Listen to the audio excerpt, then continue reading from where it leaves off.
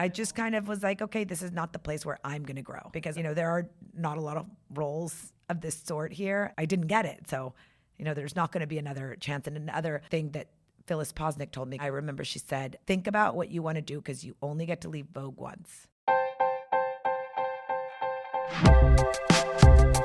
Hi, I'm Sally Christensen, the founder and CEO of Argent, a women's workwear brand. And this is Work Friends, a podcast for those who take their work, but not always themselves, seriously.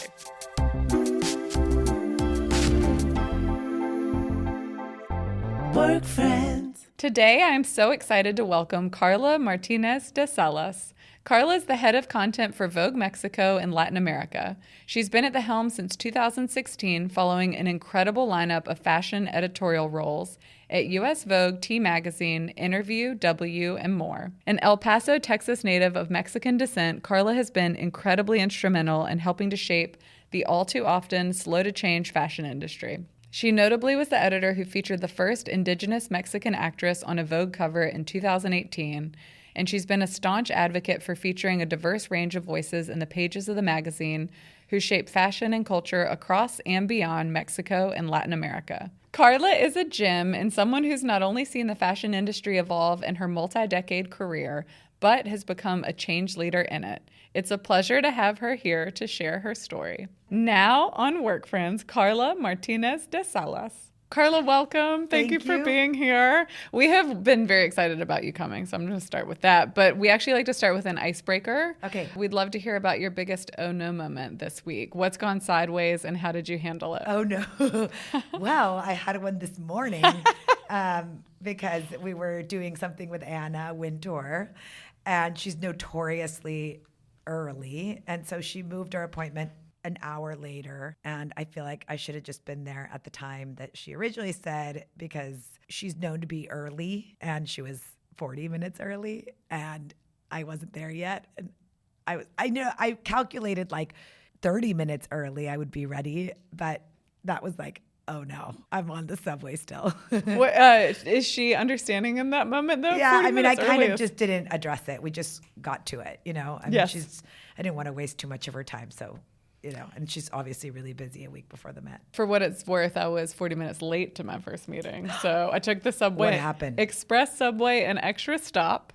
Didn't even pay attention. Got out, walked out onto 72nd Street and said, not Times Square, and went right back down and got on the express train going back to Times Square. Really nailed it. I would have had a panic attack.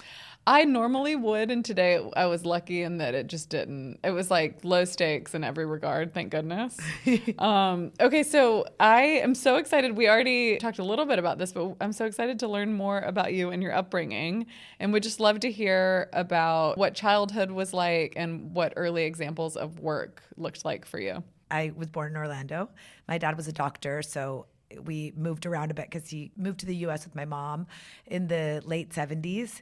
And my sister and I were born in Florida. He was admitted into like a residency program in Orlando. So we lived in Orlando. Then we moved to Memphis, where he did a specialty. And then we moved from Memphis to El Paso. Then my parents had two other kids. So there's four of us. So I would say I had a very busy household.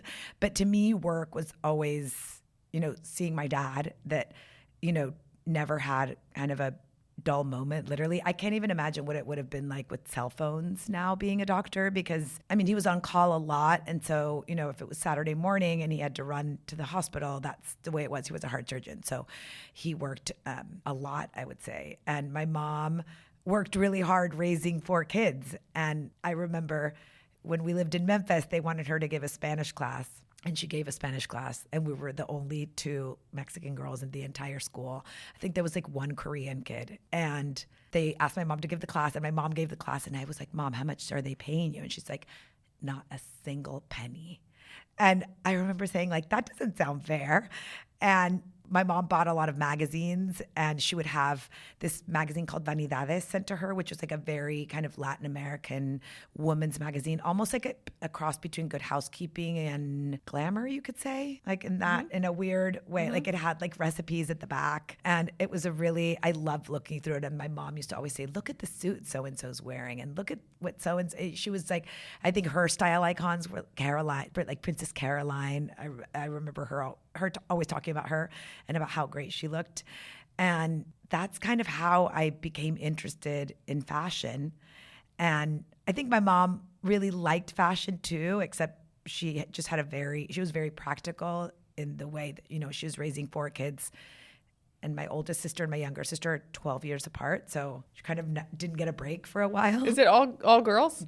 3 girls and 1 boy. 1 boy in the middle. Okay. Timing wise, are we talking about your time in Memphis, or are you talking about your time in El Paso? Memphis, and then when I moved to El Paso when I was going into 3rd grade. Because when she was teaching Spanish, it's fascinating that you thought to ask the question of how much are they paying you at that age. Yes, in Memphis. That was in Memphis that I asked her that. And she said, yeah, not a penny. A lot to unpack there, but just your curiosity is also fascinating to me. I've always been really curious. I've always asked a lot of questions and been very curious in general. And I thought, I want to be a lawyer because I'm so inquisitive, or that's what people would tell me I should do. And then I think I saw a law textbook and I was like, no thanks. My parents always thought I should be a lawyer because I could argue my way out of anything with them. So you touched on this. You got ahead of my next question. I did want to hear about your interest in fashion and where it came from. I'm curious to hear about your personal style. Like, when did you start? When did that transform into? I think in El Paso, I remember in 4th grade when Esprit was all the rage. Yeah. And I started at a school. I remember in 3rd grade, we went to public school, and then we moved to a private school. And I saw a girl, and I didn't have a lot of friends. I was just making friends because I had moved schools. And I remember she was wearing a sweatshirt, and I went up to her and was like, where's your sweatshirt from? And she told me, and we became like instant friends.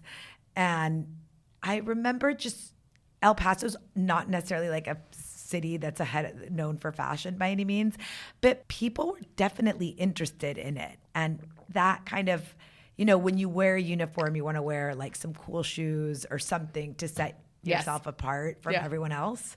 And we didn't have to wear like the kind of specific kind of loafer from the uniform store. You could wear like sneakers or like a loafer, whatever kind of loafer you wanted. So I think that's where I kind of realized I liked clothes and my expression of it. We also spent a lot of time in the summers in Mexico, and I had these older cousins who, were putting makeup on and dressing cool and had the big thick belts from the 80s, and they were always like, come with us. And, I was really looked up to them. Yeah, I mean, of course. Yeah. It is funny. I do think to the schools that had uniforms too, and how you would use any opportunity to express yourself, jewelry, little accessories, shoes, belt, whatever you could. Because I think, fashion is such an important form of expression, especially when you're that age and you're experimenting.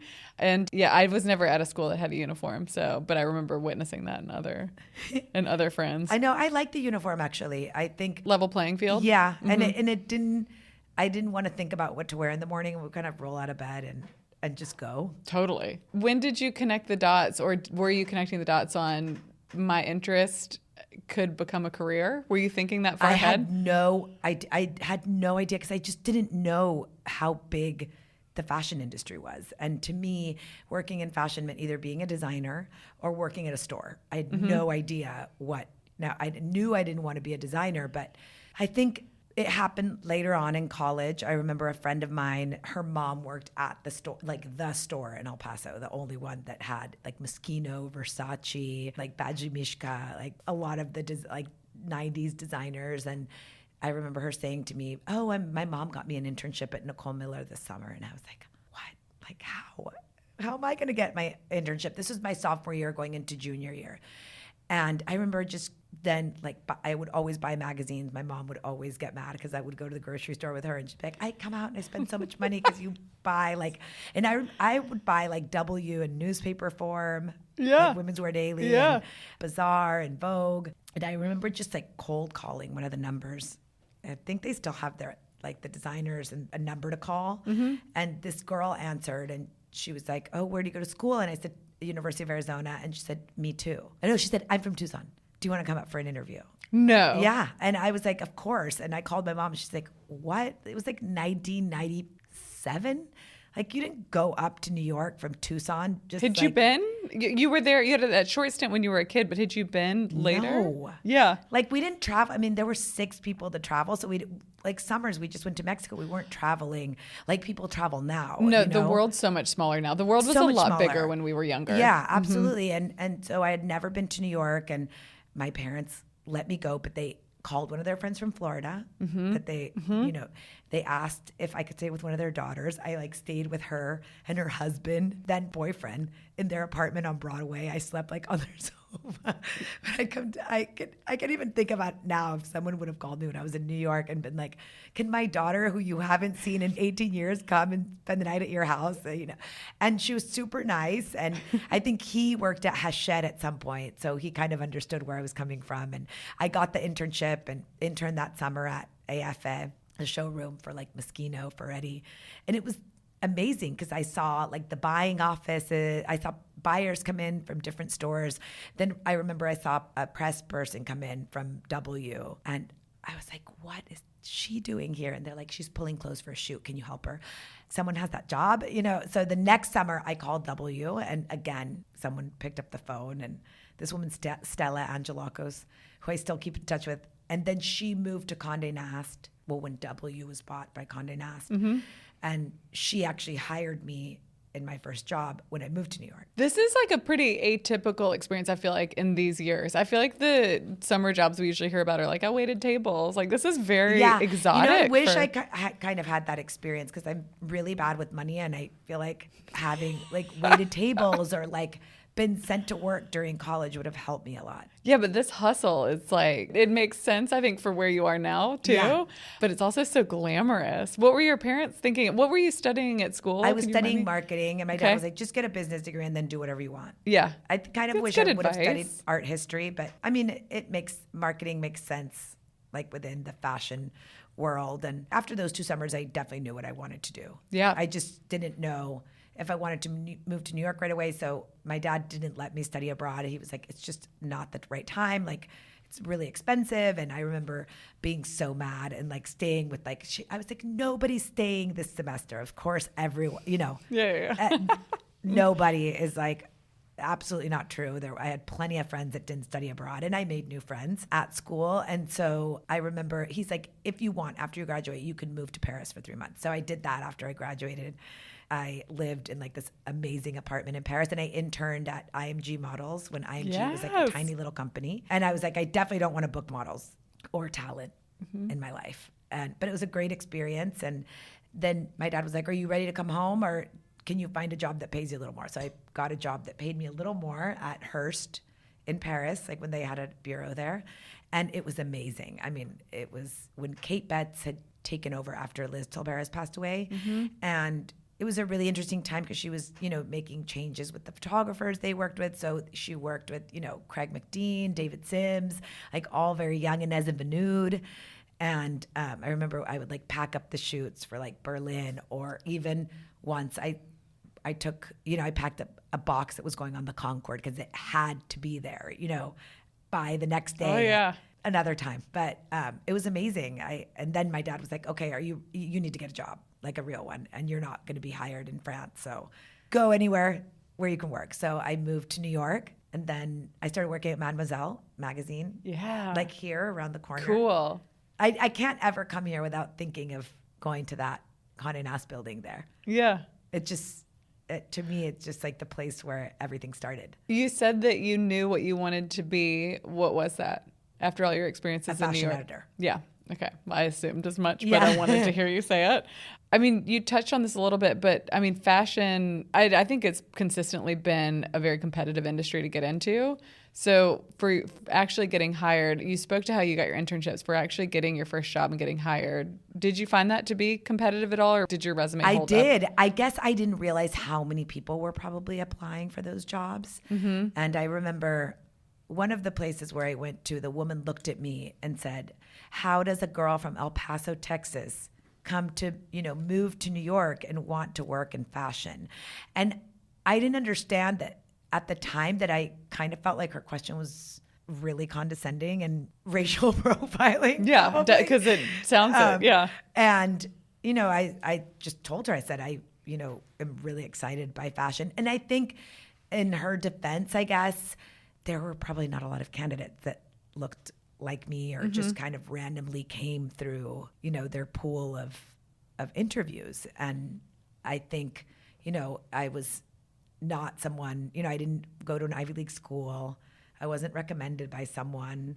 I wasn't the daughter of someone. I wasn't a former model. The industry has changed a lot, but it was very much that way when I started. Yeah, I remember that. In fairness to her, I do think even for myself, coming to New York is a big deal. And I think it was a bigger deal in the 90s and the early aughts, Yeah. Because of what we were talking about, like the world has gotten a lot smaller. But I imagine that makes you competitive in a sense because you stand out for being different and having like the chutzpah to like get out, How did you land the job? What do you think? So then I started at Mademoiselle working for this woman, Kate Dimmick. I was her market assistant, and she was wonderful. She was really great. And then Mademoiselle was closed. It was one of the first kind of in that internet craze in 2000.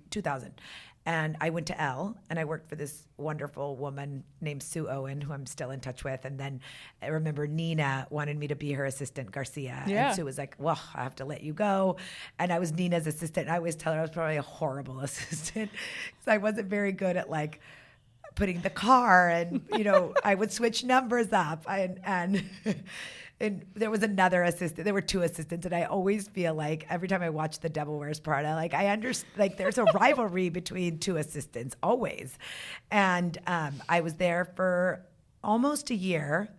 And I remember my friend Gareen Zarunian, I don't know if you know her, but she works at Armani now, but she was working at Saint Laurent at the time. Yves Saint Laurent then.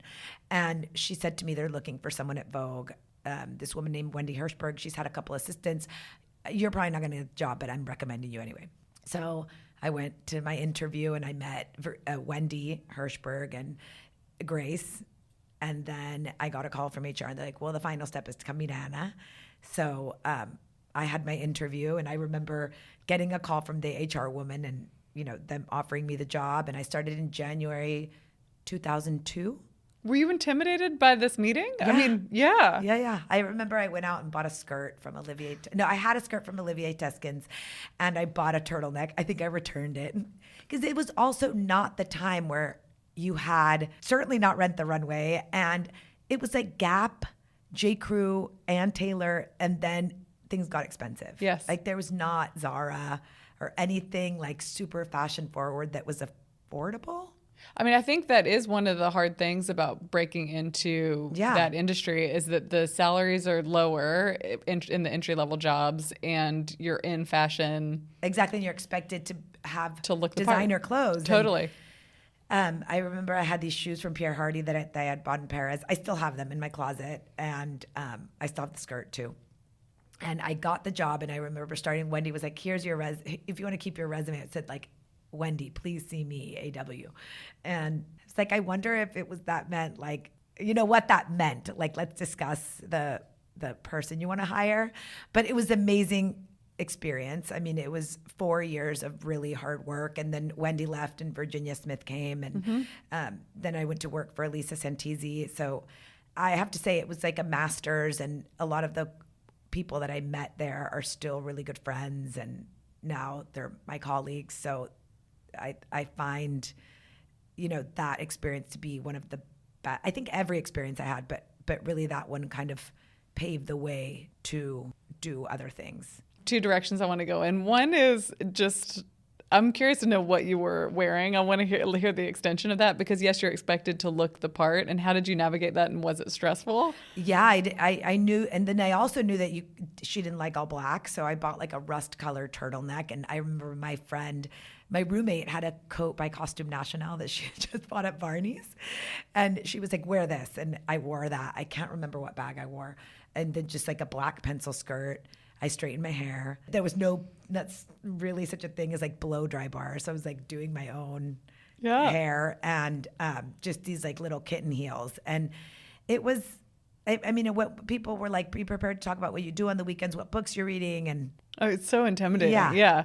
And then you've talked about this before, but you left Vogue the first time because you were passed over for a role. yes, I didn't get a job, which I interviewed with Anna for, and then I did not get it. And I think that's always something that I thought is like, we obviously go through many things, disappointments and failures. And I actually thought that one was also an important one because I had to figure out what I wanted to do next. And it's very easy to kind of stay somewhere. And so I went to work for Elisa, and then my friend Garine, who I can't remember if she was still at Saint Laurent, but she called me and she's like, Stefano Tonki's looking for someone at T.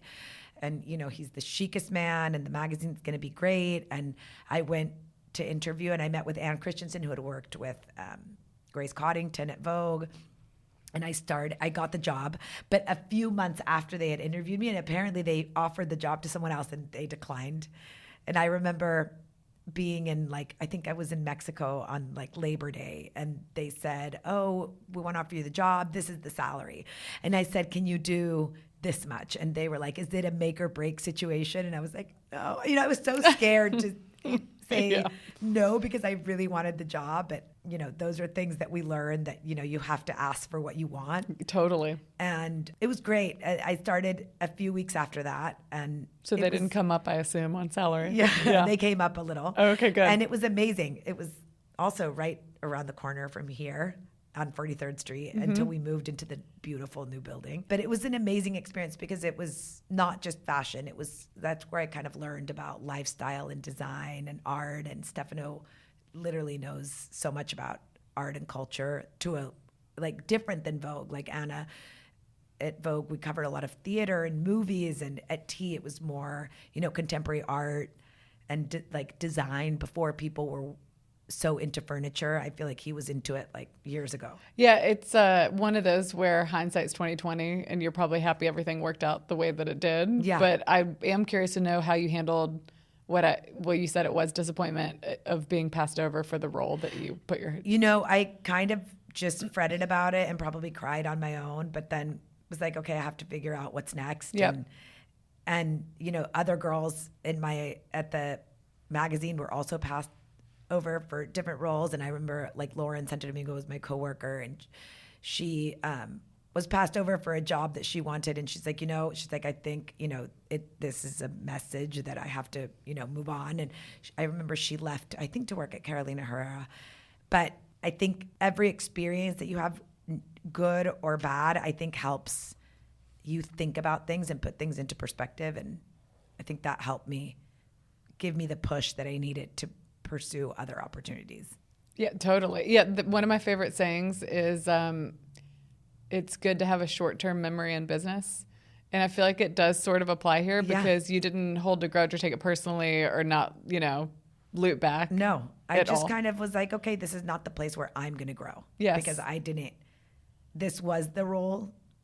There are not a lot of roles of this sort here. Yes. And I didn't get it. So, there's not going to be another chance. And another thing that Phyllis Posnick told me, because I applied to this other job at this magazine, a new magazine that a former stylist had started. And I remember she said, think about what you want to do, because you only get to leave Vogue once. In certain instances, you can always go back. But she said, you're leaving Vogue, you do it for the right job.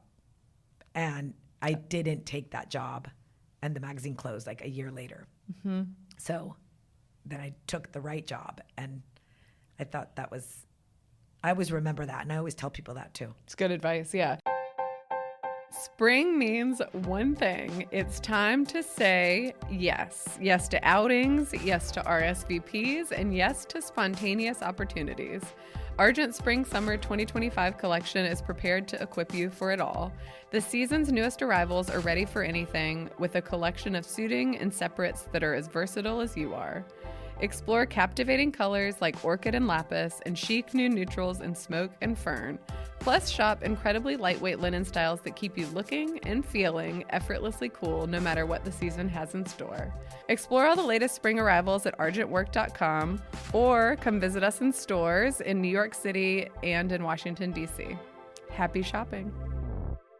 I want to hear more about your role because you were the fashion director for T Magazine. Can you just Fashion market, yeah. Yeah, can you explain what that role entails? Well, it was a lot of covering designers, but it was a much smaller team than we had at Vogue. It was, I covered jewelry, accessories, fashion, and I helped the stylists for their shoots, like Anne and all the different contributors that we had that were working at the magazine at the time, like Carl Templer, Marie Amelie. And it was really great because then I would get to work with like the design editor, Pilar Veladas, who just passed away, but she would say, this is what my issue's about in design. Have you seen jewelry that looks like that, or that we can shoot with like a vase? Or so it would kind of develop my brain in a whole different way. And then we would do a food issue, and then I would work with one of the food editors and she'd say, what do you think of, what can we incorporate from fashion into this shoot? And it was just another way of thinking that now makes, like now is, I think it's like what everyone does, but at the moment it felt really new. Yeah. And it very like this lifestyle approach that people have. I'm going to jump out of the linear path of your career. Can I ask how your family reacted to sort of this path that you're on? They were always really supportive. I mean, I think my dad always like instilled that, he would always say you have to work double hard because you're a woman. You have to work double hard because you're a child of immigrants. And that he would always say to me, but I think they were just like, wow, she really went for it and it happened. And I don't think they understood exactly what I did, but they kind of wanted to see like what became of it. And then my sister later, she came to school in Fordham, and she later graduated and went into fashion too. So my mom was like, now I have 2 kids in fashion. Yeah, I think that advice though, there is advice. My dad, so I'm the daughter of an immigrant. My dad's Turkish.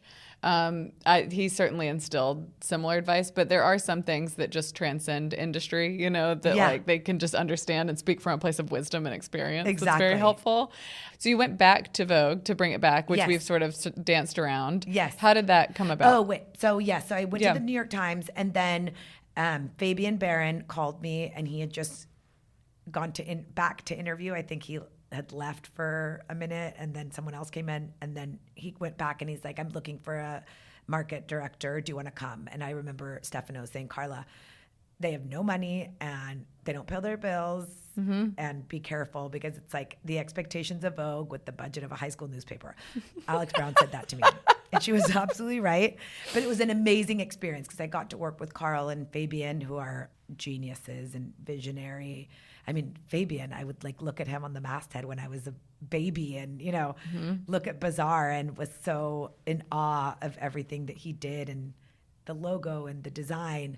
And so I went there for 10 short months. It was a hard place to work with, because of the limitations in budget, but I learned so much from both of them that I'm glad I did it, even if it was short. And then Stefano went to W. And so I went to W. That's right. Yeah. Okay. One more step. Yes. Yeah. And then I got married in 2012, and my husband's from Mexico City. And in 2014, I remember he's like, I got offered a job to open up an investment bank for a Brazilian investment bank in Mexico. Would you ever consider it? He's like, I didn't have it in my plans to move back to Mexico, and certainly you didn't either.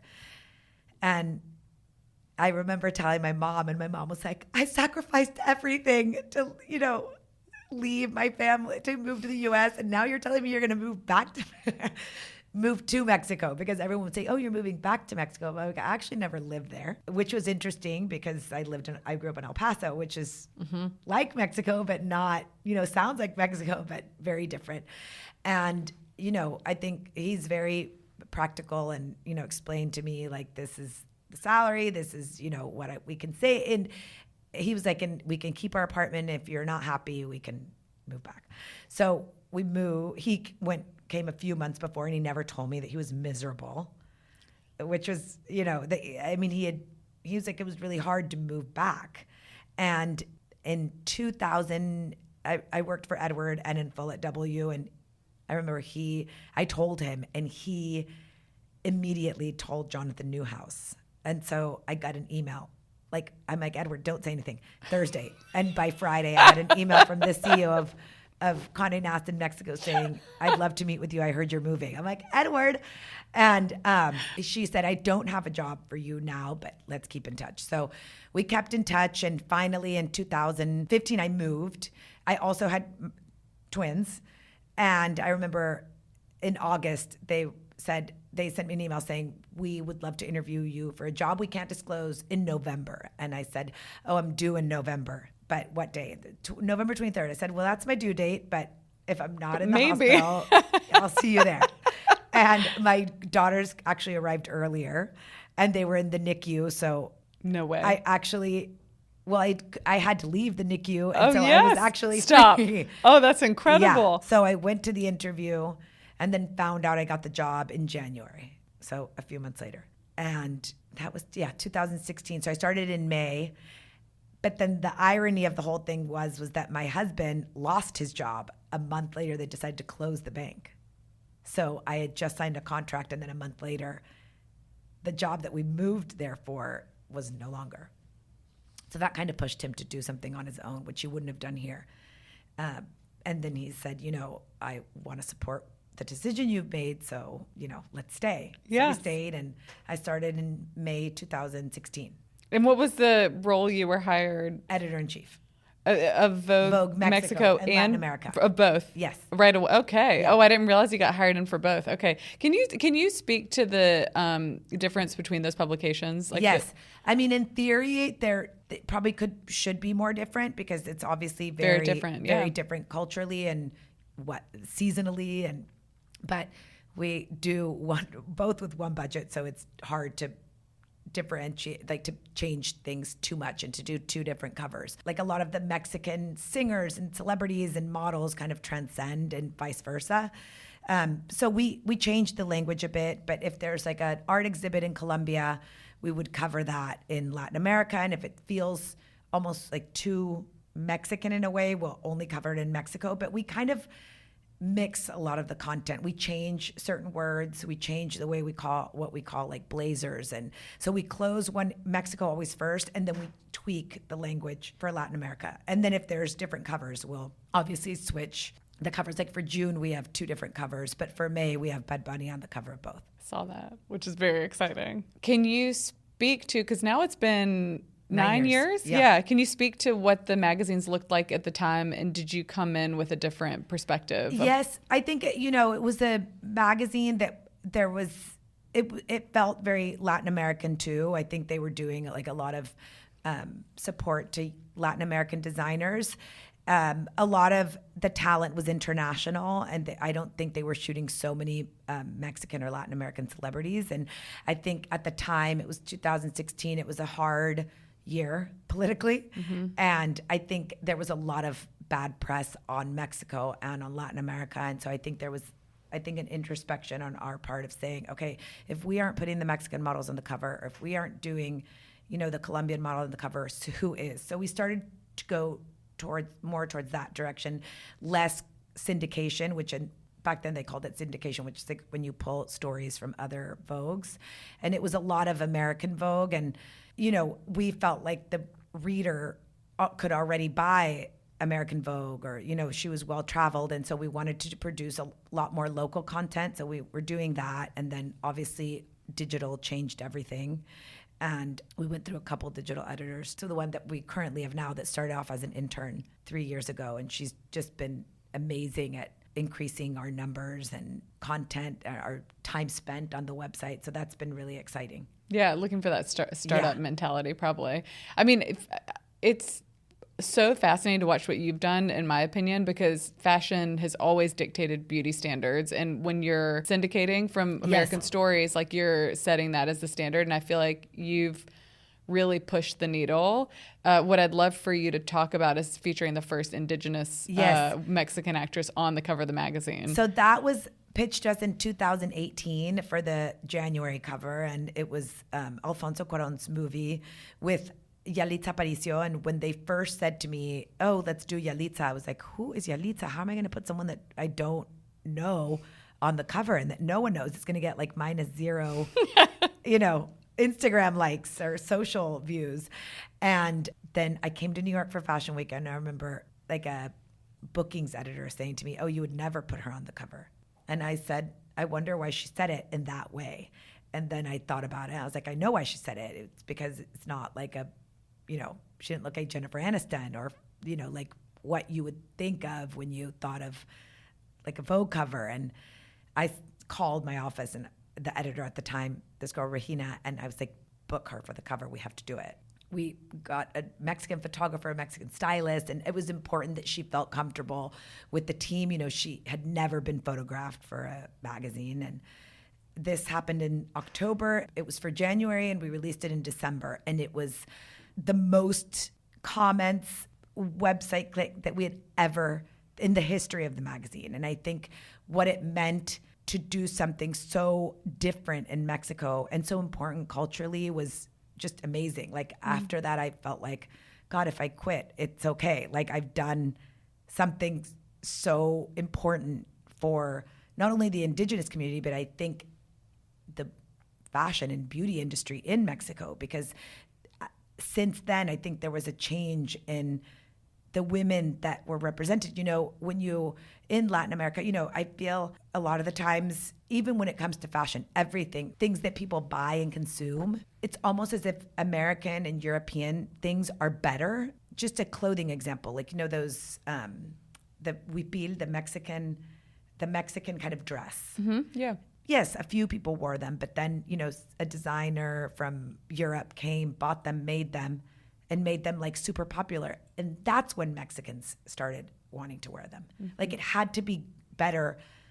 Just everything European or anglicized was better in a way. Mm-hmm. And this kind of proved that was wrong, and that that beauty is so much more than what we had been fed in soap operas, newspapers, magazines. And I think the only reason I understood that a little more was because I'm Mexican American, because I saw that in the US there's opportunities for everyone.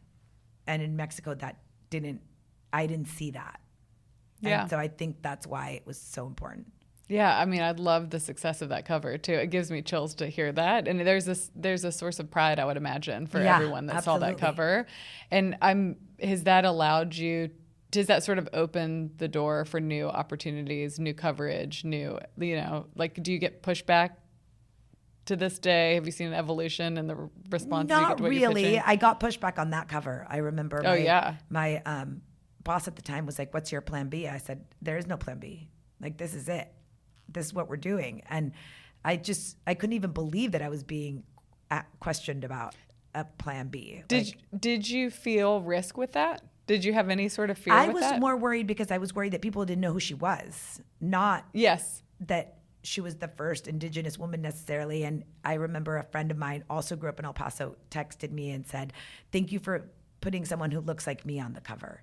And that, like, when my voice can crack every time I say that and think about that, because it not only changed things in Mexico, but I think for the Spanish speaking people in the US that didn't feel represented. Yeah, absolutely. I think it's fascinating too that you didn't think about your personal exposure in that decision too, because I imagine had it gone the other way and had it failed, wouldn't have been a great outcome for you. Okay, we touched on this, but what do you consider to be your most exciting work of late?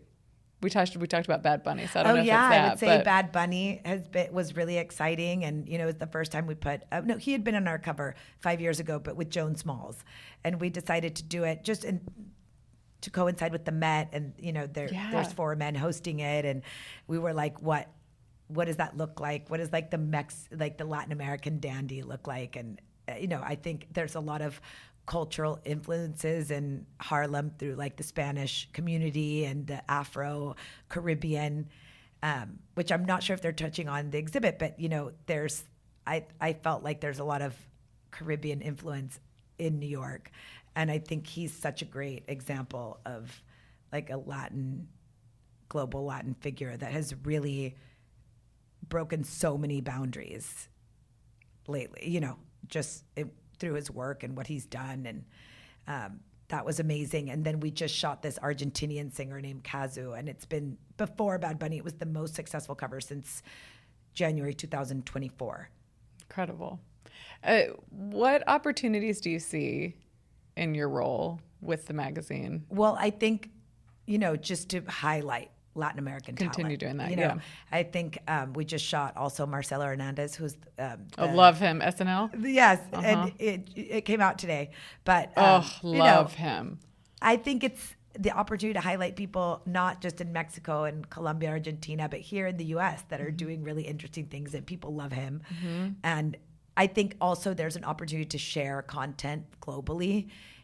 Bad Bunny might be requested by an Italian Vogue, or I think those stories to go global are really important. And now with this platform that we have, we're sharing a lot of content. I even sent, there was a big Indian wedding in Mexico this weekend. It's a big, like a lot of Indians are getting married in Mexico. I sent it to my colleague at Vogue India. I was like, we should cover this because it's something that's happening. So I think through this platform that we have, I think there's so much to share. Yeah, I love that.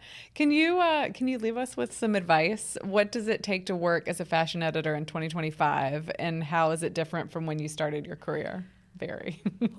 I think when I started, you didn't have to think about, what you wanted your social media to look like. And I think I still think that it's important to start at the bottom, if that means in a fashion closet, and just getting to know the industry and what you want to do. And I think that's really important. And now I think that the job entails so much more. I think the digital part of the job is something that you can kind of never rest in a way. Like you always have to be thinking, and I think be able to, in the same way as before, that you have to be agile and, ready for the next step. And I think now even more, right? And I think I always tell people that knowing how to write is so important, and just being able to express yourself correctly, I think is so important, in finding that voice.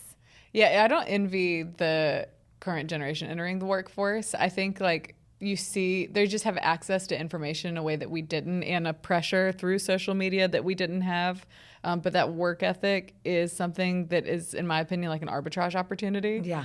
Come in and just be willing to do anything, because that earns you more exposure, more opportunity, more responsibility. Absolutely. And you're learning from it. So if you try and cut corners, it's going to work against you. Yes. and the trajectory that you land on. Okay. We've come to the end of our episode, which means we've come to my favorite segment, which is Would You Rather? Okay. You ready? Yes. Would you rather feature fashion's newest star or a long-standing icon? Oh, that's a hard question, because I feel like, we've done long-standing icons like Gloria Estefan, but at the same time, it's exciting to, feature like Bad Bunny. I think they both have equal weight, but I guess icon. Okay. Would you rather go back to school to learn a new skill or teach what you know to a class of newcomers? Learn a new skill. Would you rather only answer emails with emojis or only answer calls on FaceTime? Emails with emojis. The fear that I wish people could see anytime I ask this question. Emojis for sure for me. Would you rather write a great piece of feedback or receive a great piece of feedback? I think writing one. I think just encouraging people, I think, is really important. It's very kind. Would you rather wear the same thing to work every single day or always wear the latest trend? Oh, that's a hard question, because I feel like it depends on what I want to. If it could be a variation, maybe the same thing. I learned that at Vogue. Grace Coddington and those women wore a helmet-length sweater and black pants every single day. I actually think that, sorry, we're going to digress from our game. That's what's so funny about fashion is I think people are really intimidated meeting individuals that work in fashion. I'm like, it's a little bit of a uniform. They kind of wear the same thing. I mean, even Anna does. Totally. Yeah. Everyone figures out their uniform and just kind of sticks to it. Yes. And it's more about elevated basics than anything. Except Anna. Anna has a different uniform. Would you rather accidentally leave your mic unmuted or your camera on? My camera on. Mic unmuted. Same. I say way too much. Same. Would you rather be late for a meeting where you're presenting or where your boss is presenting? Oh, my boss presenting for sure. Same. Rather be late to that meeting. Yeah, me too. Would you rather start a career as a fashion editor in the early aughts or in the present day? Early aughts. Mm-hmm. Yeah, I think that's right. Thank you for being here. Thank you so much. Fun. I talked so much. Oh my God. Thanks for listening to Work Friends, a podcast from Argent. Listen and follow on all podcast platforms and subscribe to the Argent YouTube channel for more clips and bonus content. Plus, email your work questions and dilemmas at workfriends@argentwork.com for a chance to have one of our amazing guests weigh in with advice. I'm Sally Christensen, and we'll see you next time. Work Friends. Work Friends is produced by Gina Marinelli with editing by Ryan Woldoff. Our theme music is by Karina De Piano and Melanie Naima. This episode was recorded at Podstream Studios in New York, New York.